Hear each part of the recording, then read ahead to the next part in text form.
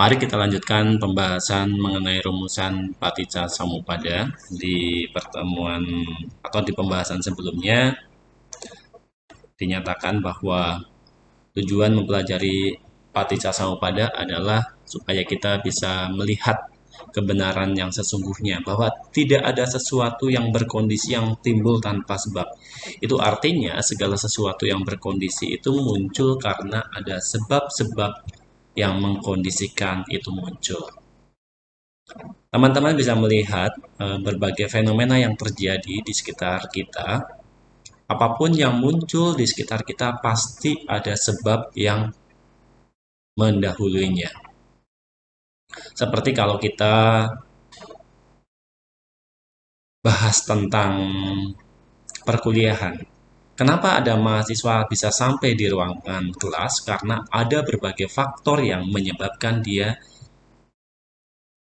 sampai ke ruang kelas. Kondisi kesehatan yang baik, kemudian ada fasilitas, misalnya dari asrama ataupun dari kos-kosan ada kendaraan, kemudian cuaca yang sangat bagus, kemudian lingkungan kampus yang aman.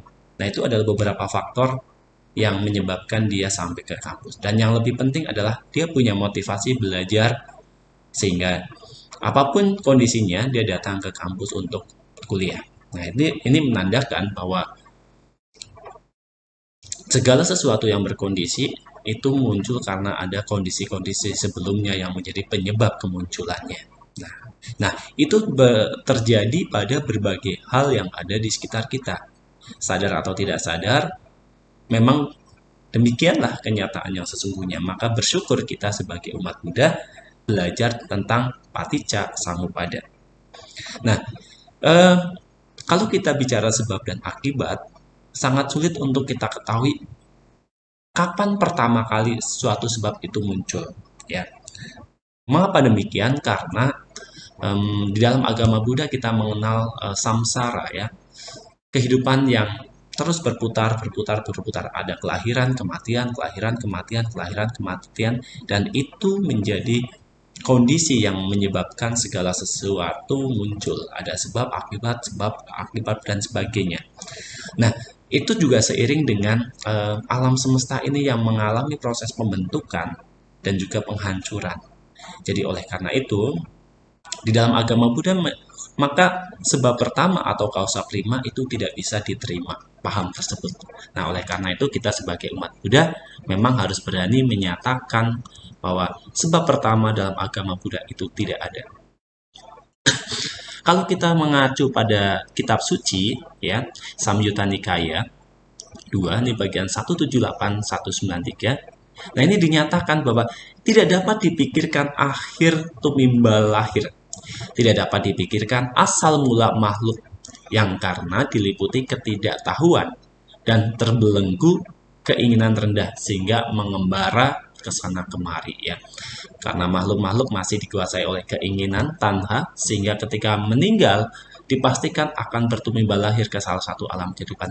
Demikian prosesnya itu berulang tanpa kita tahu kapan awalnya dan kapan itu akhirnya selama makhluk itu belum mencapai tingkat kesucian anagami ataupun arahat.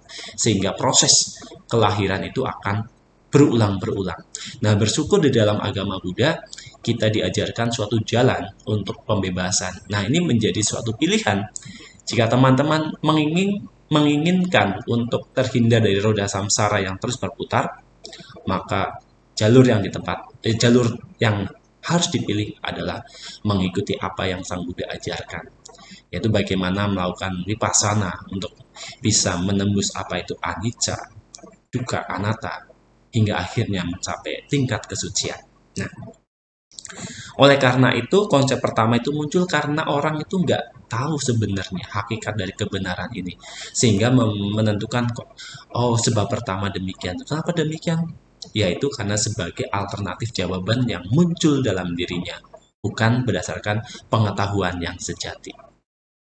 Nah, lebih jauh di dalam Paticca Samuppada ini kita juga belajar bahwa tadi terkait dengan kemunculannya, maka selanjutnya juga diajarkan bagaimana pula berhentinya segala rangkaian peristiwa yang terjadi di sekitar kita.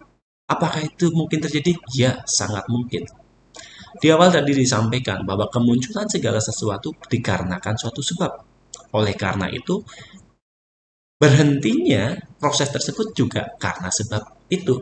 Ya, bila tadi tidak ada sebab-sebab yang mengondisikan mahasiswa sampai ke kampus, maka tidak mungkin mahasiswa itu bisa sampai ke kampus. Demikian pula peristiwa-peristiwa yang lain juga demikian. Kalau sebabnya tidak ada, mana mungkin akan ada suatu akibat. Nah, lebih detail lagi, ya, lebih dalam lagi, lebih tinggi lagi disampaikan bahwa sesungguhnya ketika seseorang ingin terbebas dari fenomena kehidupan ini, maka cara yang tepat adalah dengan mencapai pembebasan. Dengan merealisasikan nibbana, maka seseorang bisa menghentikan proses samsara di dalam hidupnya. Meskipun ketika seseorang merealisasikan nibbana dengan sisa, artinya masih ada kehidupan, ada juga karma yang harus diterima. Tetapi bukan berarti kemudian apa yang dilakukan itu menghasilkan akibat baru. Enggak. Bahwa apapun yang dilakukan oleh para arahat itu adalah kiriya yang tidak menimbulkan suatu akibat untuk kelahiran di alam berikutnya. Nah, itu manfaat kita sekali lagi mempelajari hukum Paticca Samuppada. Yang tadi yang pertama adalah kita menjadi sadar bahwa segala sesuatu yang muncul pasti ada kondisi yang mendahului yang menjadikan itu penyebab. Kemudian, bila kita ingin menghentikan suatu peristiwa atau kondisi, maka sebab kemunculannya harus kita ketahui.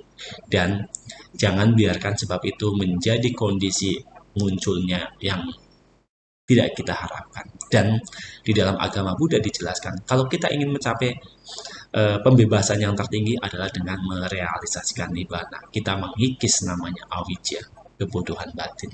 Dan juga dalam kehidupan sekarang, kita tidak membiarkan diri kita dikuasai oleh nafsu keinginan. Karena awijja dan tanha ini adalah dua akar yang menjadi sumber penyebab penderitaan dan kelahiran di samsara.